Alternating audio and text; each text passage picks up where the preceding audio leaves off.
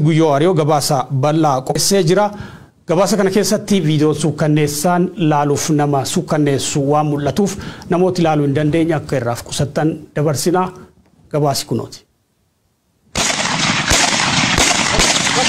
Video daqiiqa 3 sekondi 53 poolis biltsiginnaatiif ijoollee Oromoo lama ilmaan tun tokkolleen kophee faanaan qabdu gargar irratti godhamaa ture waan dadhabde fakkaate the helpless captive imal garduwaat shifta uffat poolisii Oromiyaa jedhu uffatti Abiy Ahmad bobbaasee cororse of ijoollee qaqalloo lamaaf waraan lakkoofsaan 10 qaan mirgaaf bitaan cufame jira the brutal execution walk to death carra ilmaan Oromoo. Itu tu pada pilih kaya.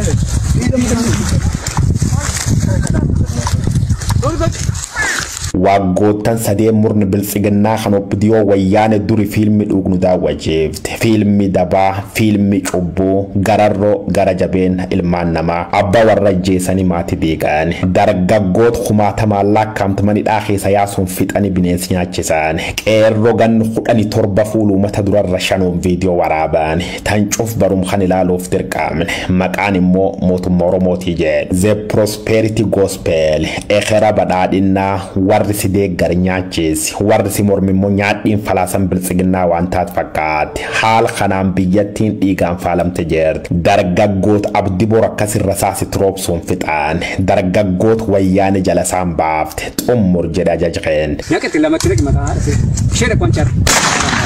nama dudee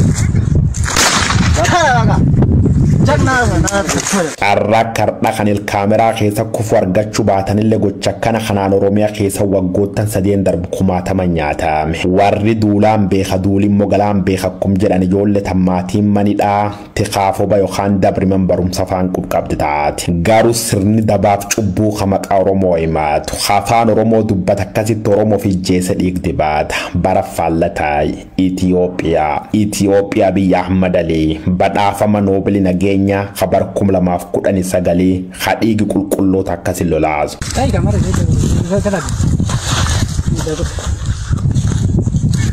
Videoon na milal khamiifu yak dugug sanyii qofa sontaane gara jabeeny mootummaa Abiy Ahmad sirriitti agarsiifte garuu afaan Oromoo dubbachaa uffata poolisii Oromiyaa jedha keeyyachuu obboleeyyan ufi akkasi qaqqaluun gara jabeeni daanga dabarte taate jirti bakkiti akki dugug sanyii kunitti godham godin Boorana aanam yoo ta'u dubbata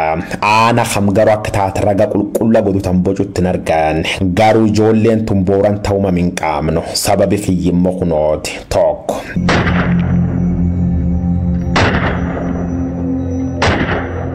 Videoon tun gammoojjii dheed Boorana keessa waraabamu teessuma lafaa mukkeeniif biyya diimtuu tanirra hubachuu dandeetta ogummaa gaazexeessummaa keessa topographic analysis jedhama lammeessoo viidiyichi waraaban poolisootum yakka kan hojjetan keessaa warquu qam diqqoo qabuun akka gad ba'e original source yookaan abba viidiyicha kanirra qulqulleessa jira sadeessoo Booran aanam yoo taal wal fakkaatuun dargaggooti hedduun dhumuu hedduun immoo buuteen isaanii dhabamu gabaasaa ture akka fakkeenyaa kun shama tur galgalo jedha Booran aanummiyo kan keessatti halkan walakke manidhaa keessa baasuun akkasii rasaasaan tuman rabbii lubboolchuun hospitaala mooyyaleseen kunimmoo dargaggoo galgalo waaqooti aanum kana fuuluu mata dura rasaasaan tuman ijjeesuun awwaal dhowwanii allaattii nyaat maatiin immoo jecha muca isaanii kallattiin karaawwati bulcha aanammiyo jaarsoo anna ta'u OMN irra dubbatte ture jaarsoo anna ammallee bulchum aana suni ta'uun hojjechuu jira viidiyoon akkana dabarte khabaatuuti malee dhugaan Oromiyaa keejjirtu kanuma akka fakkaatti ragaaleen agarsiisu godii Wallagga lixaanaalee akka Ganjii